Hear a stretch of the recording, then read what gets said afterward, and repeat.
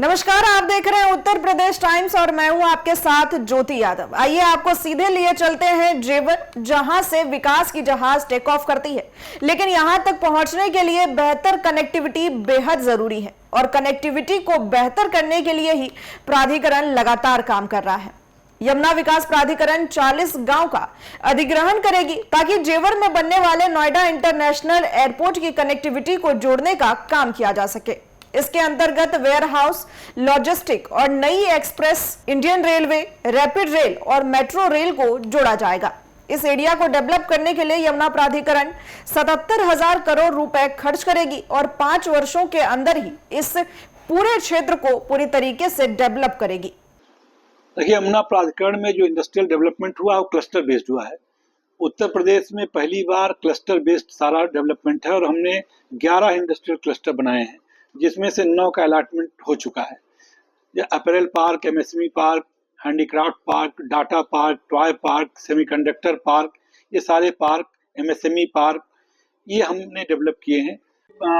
जेवर एयरपोर्ट को multi modal connective देने के लिए हम लोगों ने रैपिड रेल और मेट्रो रेल की व्यवस्था की है और साथ ही साथ भारतीय रेलवे से भी कहा गया था कि उस पर स्टडी करे और जेवर एयरपोर्ट को जो है डेडिकेटेड फ्रेट कॉरिडोर से अमृतसर कलकत्ता लाइन से जोड़े और दिल्ली मुंबई लाइन से भी, रेलवे लाइन से जोड़े। ग्रेटर नोएडा के जेवर में बनने वाले इंटरनेशनल एयरपोर्ट की कनेक्टिविटी को और भी मजबूत करने के खातिर यमुना विकास प्राधिकरण के द्वारा बुलंदशहर के 55 गांव सम्मिलित किए गए हैं, जिनमें से 40 गांव की जमीन का अधिग्रहण यमुना विकास प्राधिकरण के द्वारा किया जाएगा। इस अधिग्रहण से एरिया को और भी ज्यादा डेवलप किया जाएगा। वेयरहाउस और लॉजिस्टिक के साथ ही एक्सप्रेसवे और इंडियन रेलवे के साथ साथ रैपिड रेल, मेट्रो रेल को जेवर एयरपोर्ट के नॉर्थ और ईस्ट एरिया से कनेक्ट किया जाएगा। प्राधिकरण ने बुलंदशहर के 40 गांव की जमीन अधिग्रहण करने का निर्णय लिया है। इसके लिए यमुना विकास प्राधिकरण 77,000 करोड़ रुपए खर्च करेगी। यमुना विकास प्राधिकरण के सीईओ डॉक्टर अरुण वीर सिंह ने बताया कि बुलंदशहर के 40 गांव में 16 सेक्टर की 1600 हेक्टेयर आपसी सहमति से खरीद ली गई है, जबकि 4500 हेक्टेयर की जमीन का प्रस्ताव बनाया गया है।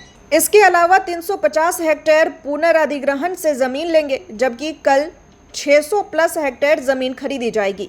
इसके लिए 13,000 करोड़ रुपए खर्च होंगे, जबकि 63,000 करोड़ रुपए इस जमीन को डेवलप करने के लिए खर्च किए जाएंगे।